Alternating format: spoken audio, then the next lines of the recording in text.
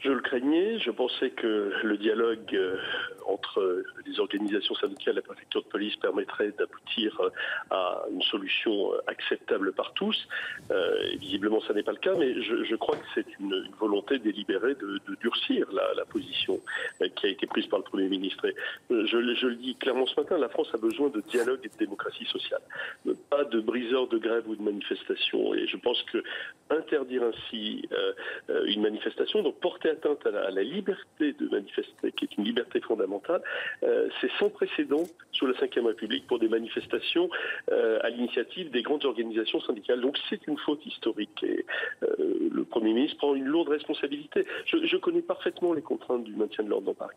Je sais l'état de fatigue des forces de police. Mais pour autant, la liberté de manifester, c'est une liberté fondamentale.